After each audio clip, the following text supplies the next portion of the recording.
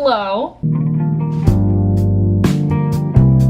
Welcome back. If you've been here before, if you've never been here before, my name is Mara. Today's video is going to be a June reading wrap-up. I'm a little late on it. We're like in the second week of July. However, the first video I put out in July was supposed to be my June reading wrap-up, but I filmed a video for Taylor Swift Speak Now because that was like a re-release, I should say, of Speak Now Taylor's version. I didn't film this video yet because I wanted to do that while that was what was going on the internet. Now, 2 weeks in, I'm finally doing my June reading wrap-up. I read a lot of different genres in June, I will say. Wow, I actually read a lot more in June than I thought I did. Some of the books that I read though were library books. Some of them I do have here with me. That seems to be like a common thing that I'm saying in all of my videos, is like I might have this book with me, I might not. I read a lot of library books because they're free. The first book that I read was Rogue. Rogue is the second book in the Prep series by Elle Kennedy. I read so many of her books and I love them all. Prep series is about this guy named RJ who switches schools because his mom marries this rich guy. He has him go to this prep school. He's going to school with his new stepbrother named Fen, and the first book is focusing around RJ and kind of him trying to figure out what's going on at the school. He's like starting his life over because he's had to switch schools numerous times, and now he's at this new prep school that he is not a fan of at all. So the first book is about him and his forbidden romance with the headmaster's daughter. Rogue, I gave this one 3 stars. I gave Misfit 4. This one focuses on the stepbrother Fen and the younger sister of the girl in the first book. Basically Rogue, without giving away kind of what happens in Misfit, because like I said, this is the second book, so I don't want to spoil anything. There was something that happened in the first book that people are just trying to uncover, and it's uncovered at the end of the book. And this one is kind of about the relationships being affected from what had happened in the first book. I did give this 3 stars. I liked it. I just preferred the characters in the first one and like the romance there. The next book I read in the month of June, I got it for $2.50. This book is about a boy named David who is on the autism spectrum. He just can't understand why people don't like him, and there really is no reason other than the fact that people are just mean. Like, it takes place in high school, and high schoolers are god-awful, like, bad. It really focuses on his story, but also the main female lead, who is Kit. She's the one person that can really form a connection with him because she really gives him a chance. I gave this book 3 stars. This one was really cute. I really liked the characters in it. I liked the connection they had. And it was just like an innocent, sweet, genuine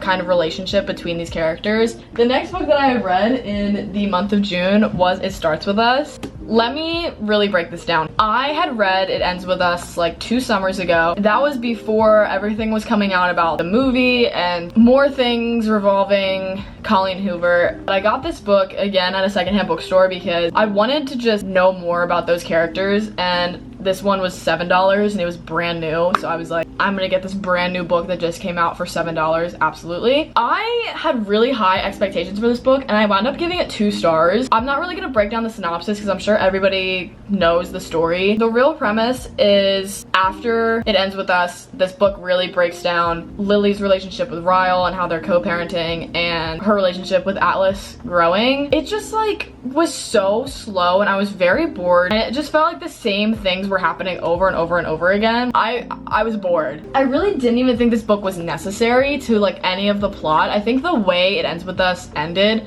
was exactly how it should have ended. I felt like this was kind of just like Colleen Hoover being like, oh, well, It Ends With Us is doing really well. Let me try to put out another book around those characters because people might want to go get it. For some people, this might have been like fun for them to read. It might have been something they would really like looked forward to because it goes along with that plot, obviously. But for me, I was like, I could have read this and been fine. I could have not read this and maybe even been more fine. Yeah, it just felt like we were going in circles, like talking about the same plot points, like nothing was really happening, and it really just felt like it was just a way to get more promotion around Colleen Hoover's works. That's all I'm gonna say. Next, this is a book that I'd had for a bit and just never got around to reading it because I had so many other books that I was reading at this time. If you haven't noticed, I'm quite the Elle Kennedy stan. I've read all of the off-campus series and I was starting the Briar U series, and in the beginning of this year, or late last year I believe, I think it bled over a little bit into New Year's, but I was reading The Chase by Elle Kennedy, which is the first book in the Briar U series, and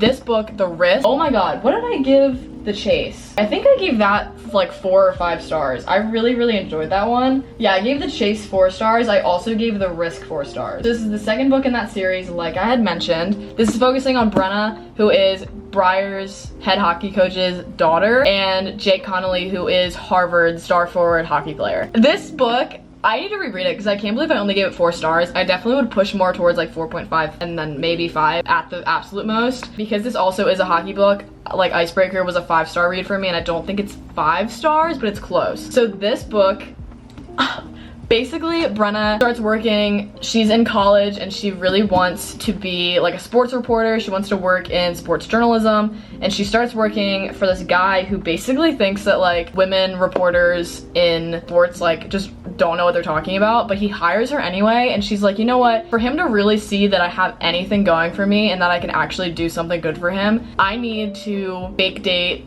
this star forward that he thinks is gonna be in the NHL someday, and I really need him to like help me look good in my boss's eyes. Basically, she reaches out to Jake, who, like I said, plays for Harvard, which is Briar's top rival, and she has to have this fake relationship with him, but every fake date that she coordinates with him, he wants a real date in return. But she's like, well, I can't date you because my friends would hate me because you play for Harvard. Also, my dad would hate me because you play for Harvard, and my dad's Briar's hockey coach. There's just like something about hockey books that I would like actually sell part of my soul to reread all of these books over again. Like, I don't know what it is, every sports romance just like doesn't hit like hockey does, and I don't know why. I'm not mad about it. Send them my way. Like, it's ridiculous. This says nothing good can come from sneaking around with Jake Connolly. My dad will kill me, my friends will revolt, and my post-college career is on the line. It's getting harder to resist Jake. Like, this book was so good. There was so much tension. Honestly, I think this is my favorite out of all of the off-campus series and the Briar U series so far. I still have 2 more books to read, and then I'm finished with all of them, which I'm so sad about. Next, oh my god, okay, this book. I got this book for my birthday. I was really excited to read it. I thought it was so cute. I absolutely destroyed this book in a review. I was in a bookstore in Baltimore, got this book for my birthday. My mom bought it for me along with like 3 other books. I was like, thank you so much. This book is so cute. I was so excited to read it.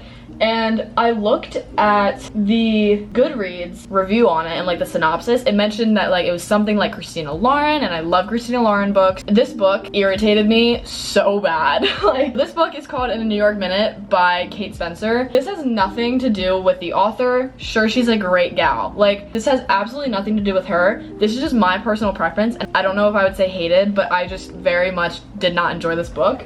It is about Franny, who loses her job. She gets on the subway and her dress rips open, and a guy named Hayes gives her his jacket and covers her up with it. It goes viral on social media, and people are like starting to ship them, and they're like, oh my gosh, no, this was so embarrassing. We don't want to be put together for this. Like, this is so humiliating. They end up going on TV and talking about it anyway, and then they start building a relationship off of that. From the back of this book, you would think you're getting like a not so meet cute kind of interaction between them, and it just plays it off as Hayes being such a disastrous match, as it says on the back. Just talking about how he's so grumpy and all he cares about is work. That is like the complete opposite of what happens in the book. He cares so much for Franny, and it's not talked about at all on the back. Like, you expect him to be the grump, but it's her. And I'm all about reverse grumpy sunshine, but not when you pitch it to me as like he's gonna be the grump. Because then I'm like, well, where is he grumpy? I don't see it at all. And then some of the plot just felt so unnecessary, and I'm really not trying to rip this book apart. Like, I'm sure there's elements of it that other people would like. This just was not for me, and there's nothing wrong with that. I'm not trying to be rude, I'm not trying to be mean, but some people just aren't gonna love every book, and I unfortunately did not care for this one. I just didn't feel a connection between the characters, which is the main reason why I read, is to like feel like I'm somewhere else connecting with characters. And it's hard for me to connect with them when they don't have any connection with each other. And the ending of this book just made me so mad. The next book that I had read in the month of June was Snow Job by Charles Benoit.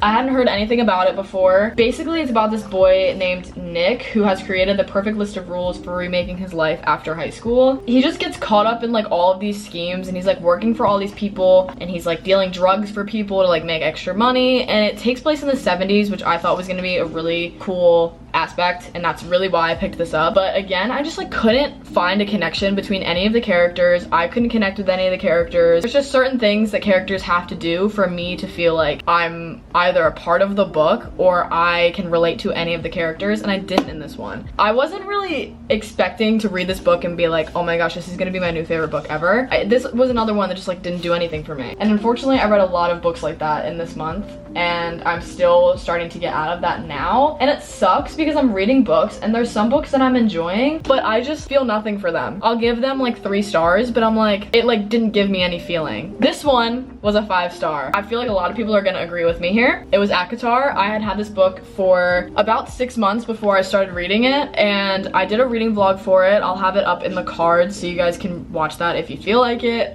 It was spoiler free, so I didn't do too much talking about the plot in detail, but I did say quite a few things, and I really enjoyed this book. Like I said, I'm sure a lot of people already know what this book is. I'm not gonna get too much into detail about the synopsis and the plot. Basically, 19-year-old huntress kills a wolf in the woods. A creature arrives demanding retribution, and she basically is sent to a different place to be punished, but she actually is being cared for there. It says she adapts to her new home. Her feelings for the fairy Tamlin transform into icy hostility, into a fiery passion that burns through every lie she's been told about the dangerous, beautiful world of the Fae. Actually, it said beautiful, dangerous, and I just read it wrong. It says an ancient wicked shadow is growing, and she must find a way to stop it or doom Tamlin and his world forever. There's a lot of action in here, a lot of interesting romance. There's a lot of different kinds of love being shown, which I think is really so cool in fantasy books. I tabbed it quite a bit, and good God, like, this book was the first fantasy book in a while that really did something for me. I'm very, very picky and just particular in general about what fantasy books I'm reading because I don't have the brain for fantasy. Like, I like reading them, but they need to be really dumbed down so that I can fully digest it all. But this book was so entertaining. I loved it. 5 stars from me. I need to read the rest of the series. This is still the only book that I'd read from it. I was actually at the bookstore today and I was gonna get the next book,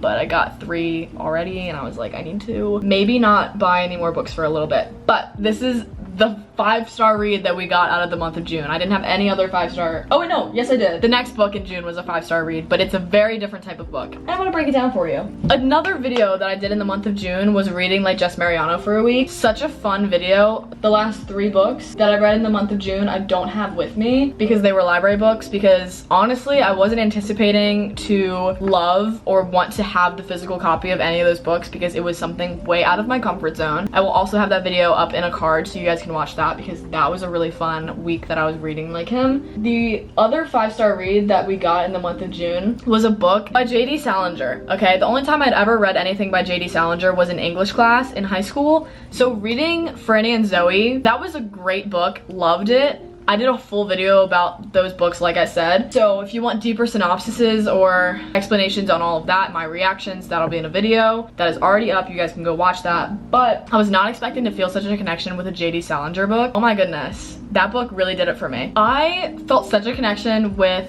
Franny, and she was just talking about how she feels like she's miserable in her life, and she's like, I don't know why, and college just isn't doing it for me. I like college, I'm enjoying myself, so that wasn't something I related to. But she was in this relationship with this guy named Lane, and she was like, this just isn't like what I want. And she's like, I don't know how to get out of this mindset that I'm in. And her brother Zoe, who reminded me so much of my brother, was basically like, you know what, you can be miserable, or you can use the energy that you're holding to be miserable and use that energy to do something better in your life. And I read that and I was like, okay, so actually I need to like redo everything in my life immediately because my life was just changed by that single sentence. The next book that I read for that video was 100 Years of Solitude, and that one I gave 2 stars. It was really interesting. I honestly, like, without the book in front of me, I really couldn't tell you anything about it. Like, there was so much heavy content and so many characters. It was so hard to keep track of everything because, like I said, books really need to be dumbed down for me. If we're gonna add in a lot of characters or add in crazy plots, like, I need it dumbed down or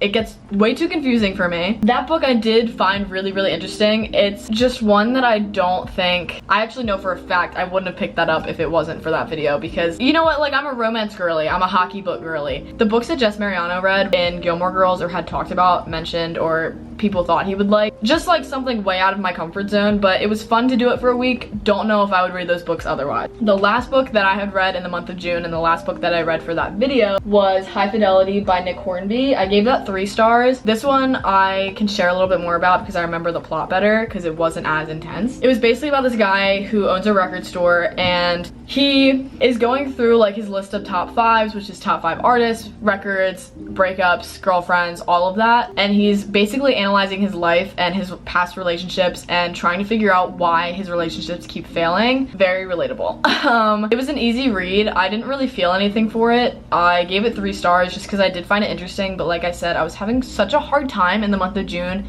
feeling like I had any connection with any of the characters and anything. The only books that I really connected to were like Rogue, Franny and Zoe, a little bit of Akatar, because I am not a fairy or a huntress, but like they said some real shit there. And then like The Risk. I don't have a hockey boyfriend, but if y'all are up for grabs, like please hit my line. I felt like a lot of the books I was reading in the month of June just like weren't hitting for me, so the few that I found that I gave like 4 and 5 stars to, absolutely adored. I'm hoping that July does me a little bit better. I have started reading a lot already. We're in the 2nd week of July, and I feel like my wrap up for this month is gonna be even better because I finally have found books that are really what I want to be reading. I'm really excited, but I need to get back to reading those. So I'm gonna end this here. Thank you for watching. Hope you read some good books in June. Hope you find some good ones in July. I have quite a few in my TBR that I need to get through, and it's kind of causing me actual pain, not getting through them as fast as I want to be. We'll get there. Thank you for watching, and I will see you when I see you. Bye-bye.